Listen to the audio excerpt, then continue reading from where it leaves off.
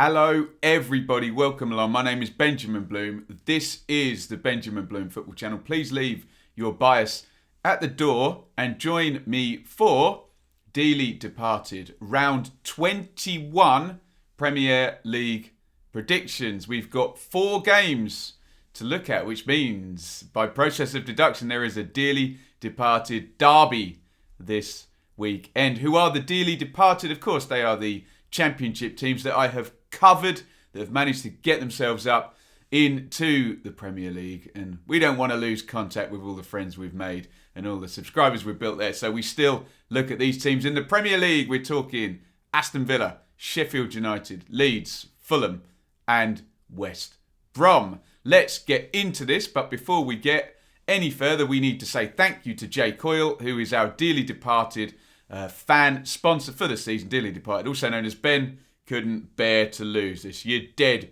right, Jay. Here are our fixtures. Thank you for those people in the comments when I mentioned Bluebells last time who said the Bluebells did seem young at heart. So I won't have to make that association anymore. The comments always come through, don't they? So look out for the fixtures with the Bluebells. They're our dearly departed games. I will go through all of them. Everton versus Newcastle, Crystal Palace versus Wolves. Then we get 2 dearly departed games in the 3 p.m. Saturday kickoffs. Manchester City versus Sheffield United. Oof. West Brom versus Fulham is our dearly departed derby. Arsenal, Manchester United. Then Southampton versus Aston Villa later on the Saturday night. On Sunday, Chelsea versus Burnley, our last dearly departed game, which will likely be a watch-along, is Leicester City versus Leeds United. And then the 2 remaining Premier League games, West Ham versus Liverpool and Brighton versus Tottenham Hotspur. Let's get into it. And as ever, we will work from the top down. So game number 1 is Southampton versus Aston Villa. And these teams have kind of collected in the middle of the table there. You can see when we bring the stats up, 10th and 11th in the table. A sense with both that they're both clubs trending in the right direction.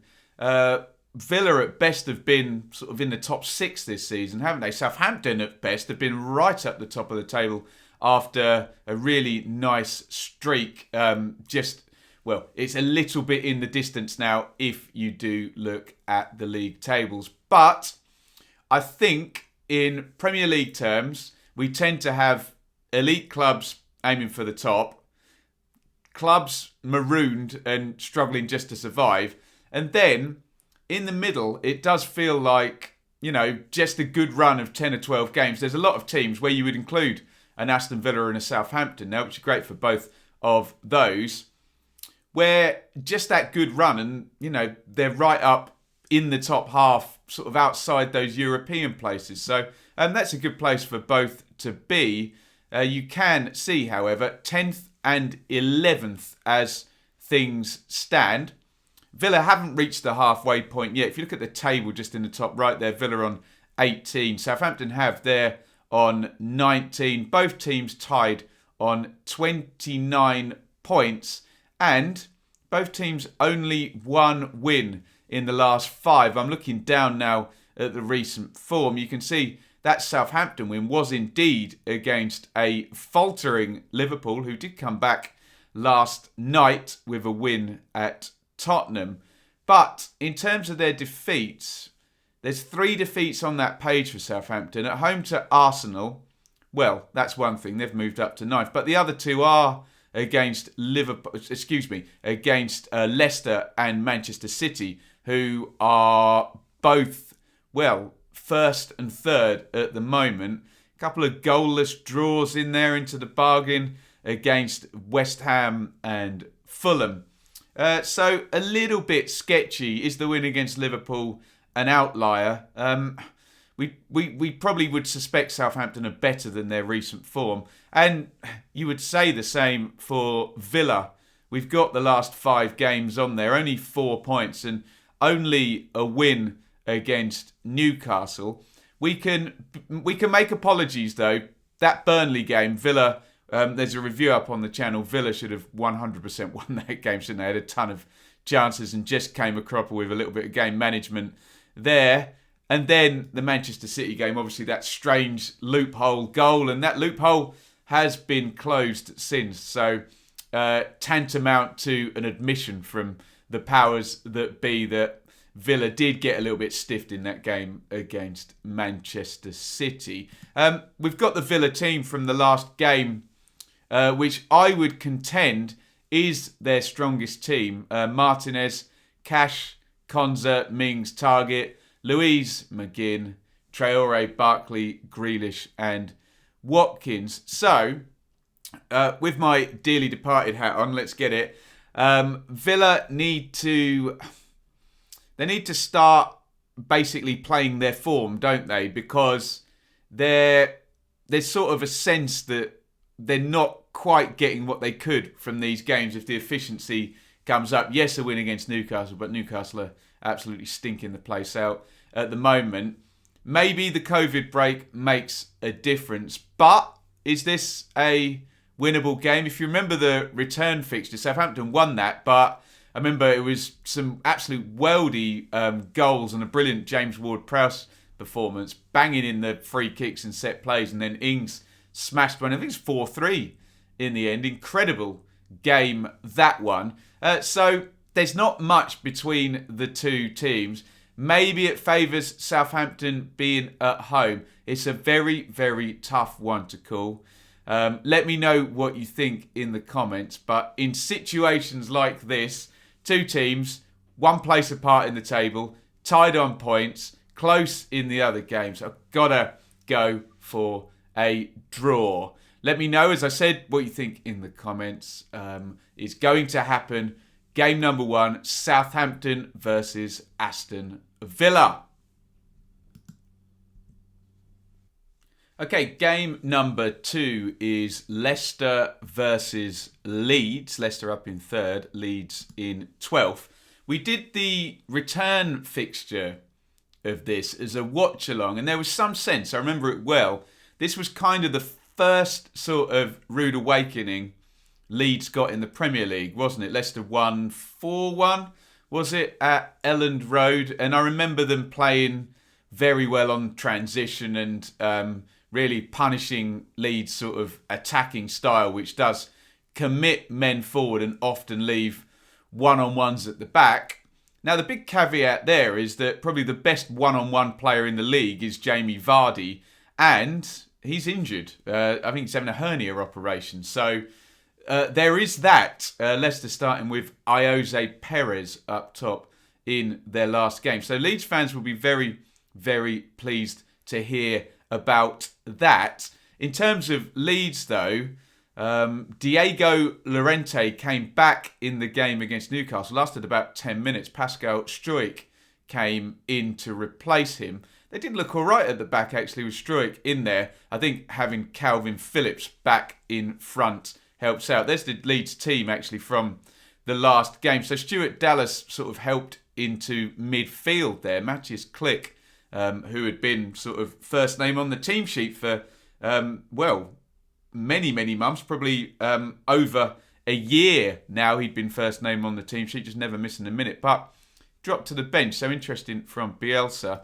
I believe Robin Koch is a long way off. So one would envisage that, I can't really say the team that finished the game for Leeds because Klick did indeed come on. But perhaps Dallas stays in midfield and just Struijk comes in. So what I'm saying is the team from 10 minutes on in the game against Newcastle, maybe the team that Leeds go with in this one. And you have to wonder what difference the lack of Vardy will make in terms of strategy.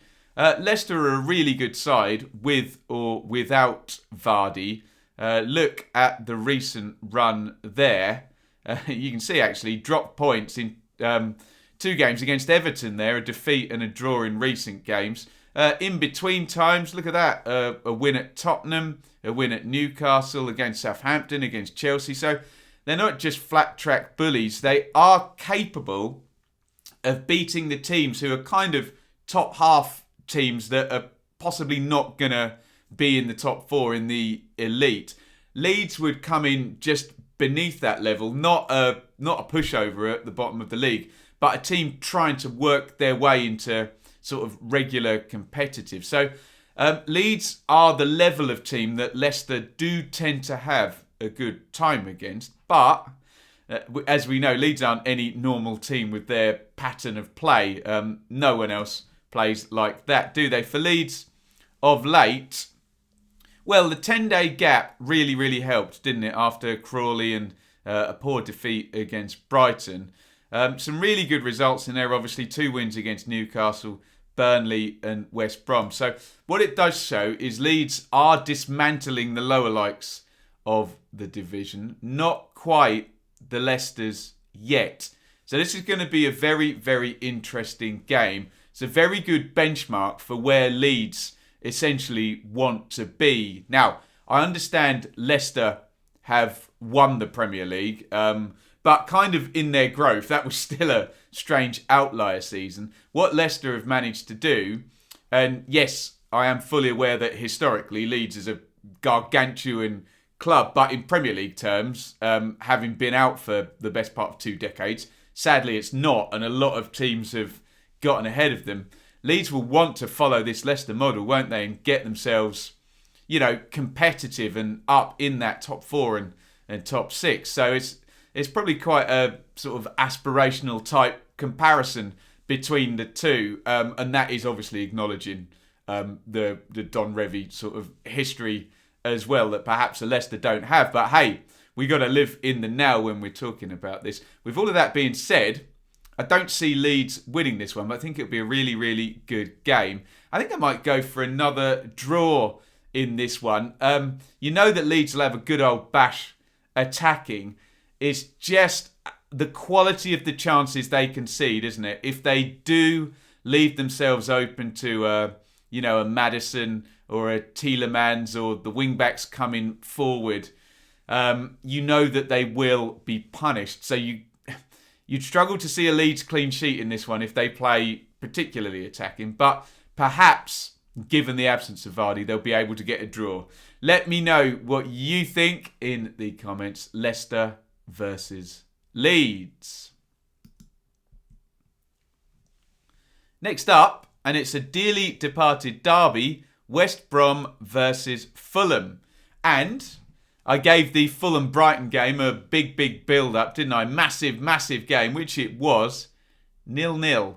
And this sense down the bottom that these teams can't win the big games against each other, can they? Yes, I guess we did have West Brom beating Sheffield United, but I remember draws between Sheffield United and Fulham and Brighton and Fulham and Burnley and Fulham and etc, etc. Hey, maybe I need to rephrase that. Maybe Fulham can't win the big games against the teams down the bottom. Although they did have that one win against West Brom, which we did as a watch-along.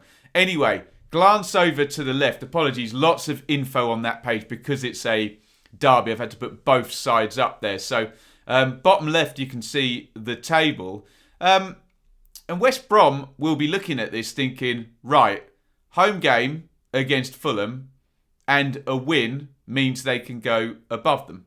That would be the logical thinking until you analyse West Brom's home record, which under Allardyce is so horrifically bad you couldn't believe it. So I think I'm right in saying 3-0, 4-0 and 2 5-0s. So just, abominably bad. And Allardyce was quite honest about this in his most recent post-match, saying he didn't get it, why they couldn't play at the Hawthorns, and that needs tidying up, evidently.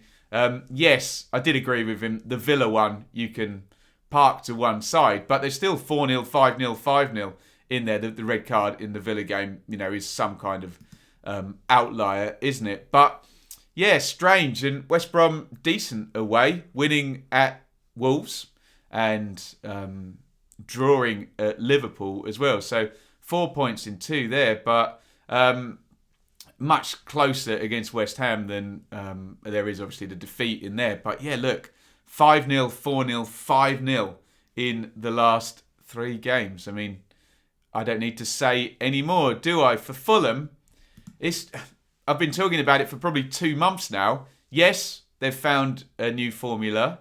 Yes, they've upgraded from the team that won the playoffs to the Premier League team. There's a new system. There's a pretty much an entire new setup. There's only sort of 2 or 3, 4 players at most who were sort of, involved in both. They're not winning games though. This is the issue. There's been some good competitive performances. Yes, you draw at home to Liverpool. Yes, you do. I think there's a draw with Newcastle in there as well. Isn't there a draw with Southampton? A close defeat against Chelsea and Manchester United. But they needed to win one of these games, and a draw against Brighton. And what that does mean for Brighton is it just keeps Fulham at arm's length. And that 5-point gap, which is just not going to get eaten away at this current point where Fulham are just not winning games. So here comes a very, very tight one. There are the recent lineups played. Dare I say, not wanting to pile in, that Romain Sawyers may not play. He didn't seem to have a good game. There's been a couple of sort of individual mistakes. I wonder whether they'll switch central midfielder in for Sawyers there. Just a hunch based on the pictures I saw, whether he's an Allardyce player or not. And I just think Big Sam will be moving heaven and earth to try and get some Premier League experience. I know they've got Ivanovic there into that back four. As much as I like Ajayi and Furlong and O'Shea, Gibbs has got Premier League experience, of course, but the other 3 maybe learning on the job in this circumstances is difficult. I don't see much change in the Fulham team. In fact, I think if he could go unchanged, he probably would. And I'll reverse what I said. The only players involved in the promotion there were Harrison Reed and Ivan Cavaliero. And Cavaliero was kind of starting to be rested then anyway. And he certainly wasn't being played down the middle. So, we know what's going to happen in this game. West Brom are going to try and keep it tight under Allardyce. Try and get Pereira on the ball in good positions. Fulham will be semi-cautious, but will probably have a little bit more flow to them. I sincerely hope that it doesn't turn into 2 teams sitting back and not wanting to lose and cancelling each other out. That is utterly no help for either of them. I just wonder, apologies Fulham fans, whether wily old Big Sam might pull out some kind of 1-0 victory here with 31% possession or something of that nature. Have Fulham got the goal threat if Allardyce and West Brom do defend properly in this game to get through? The big caveat, and I can hear you all saying, is Ben, for goodness sake, 5-0, 4-0, 4-0, West Brom are terrible at home. I'm sorry, I just have a weird hunch that this is the one where they keep the clean sheet. I don't know why. I just have the hunch that he'll make this incredibly simplistic. He'll make a couple of changes. He might even do a deal for someone today. We're recording at 10:21 in the morning. I don't know. Shoot me down. I'm happy to be wrong afterwards, but I'm going for a home win. I know that makes no sense. I have a weird Allardyce hunch in my heart, which would be rubbish for Fulham. I know, and possibly rubbish for the chase, because Brighton then could possibly extend the gap, couldn't they? But I'm going for it. West Brom, home win. Let me know what you think in the comments. West Brom versus Fulham. Oh, I'm going to get so much stick for that last one, aren't I? There you go. Do you ever have a weird hunch? I have a weird hunch on this one. Manchester City versus Sheffield United. Now, before we get into this, top versus bottom, you always look for it. It doesn't always come up in the season, does it? Unless you have a team that's top for a very long time and bottom for a long time, that you get top playing bottom at home. Sometimes it can not even happen if you have lots of chopping and changing and the fixtures work out in that manner. But we've got it, top versus bottom. So first of all, brilliant from the Blades to win at Manchester United. Unbelievable. A 2-1 victory for Sheffield United. So we need to just get all of all of that said, a wonderful win. 2 wins in 3 for Sheffield United. Before we go into this one, so there's no claims of urinating on Sheffield United strawberries here. However, we need to be realistic and say this is a massively, massively tall order. So you can see in the Manchester City column there, 6 straight victories, 2-0, 3-1, 1-0, 4-0, 2-0, 5-0. Yes, they have played Newcastle and Brighton and Palace and West Brom in that run, who are all in the sort of bottom 6 or 7. Did I include Palace in that? Yeah, I did. So we'll say the bottom 7. They have played Chelsea, though, and had a really good performance in there. And they beat Villa, who I think were sort of 8th when they played them. Kevin De Bruyne was out in the last game, but look, come on. It's still Foden and Mahrez and Jesus and Gundogan, who seems to be scoring every single game, doesn't he? Rodri, Stones and Diaz, and look at the defensive record recently as well. There's clean sheets in 1, 2, 3, 4, 5 of those wins as well. And I pointed out bottom 7 teams. Well, go figure. Sheffield United are a bottom 7 team. So, look, the odds of Sheffield United picking up another magnificent away win in Manchester or even getting any points are minute in this one, regardless of the result in the last game. They've given themselves a chance, Sheffield United, of not being completely adrift with 2 wins in the last 3. Nobody's saying there's going to be a miraculous great escape. We'd probably need another 10 points on the board in the next 6 or 7 games to even, and we'd still be talking about a great escape then, because they'd be on 18 points and Brighton currently have 18 points. So, that assumes Brighton are only going to score 3 or 4 points in that same span, and Sheffield United are essentially going to win 3 and draw 1 in the next 6 or 7. The likelihood of that, we know, is slim, based on the evidence of the season so far. The Sheffield United team that played in the last game, look at that, Jagielka starting, Brian at left wing back, Billy Sharp starting. Surely one or other of maybe a Brewster will return. I don't know the status of Egan or Stevens. Surely 1 or 2 of those 3 will return, give them a little bit of strength in there. But I think it's the next game. I think Sheffield United play West Brom, don't they? Which will be at Bramall Lane. And I'm fudging my job here of making a prediction. But if you did say to Sheffield United fans, you're going to lose 4-0, 5-0, 6-0 to Man City, but you're going to beat West Brom 1-0. I think they'd take the 3 points from the 2 games, wouldn't they? And continue a run. That's what they've got to be looking at. If they do lose to Man City and beat West Brom, it will be 3 wins in 5. It will be 9 points in 5 games. That'll do. What I'm saying is I think they're going to lose this game, but in context, if they beat West Brom, that doesn't particularly matter. You see what I'm saying? So I'm trying to do the compliment sandwich here with you Blades fans. Brilliant win against Manchester United.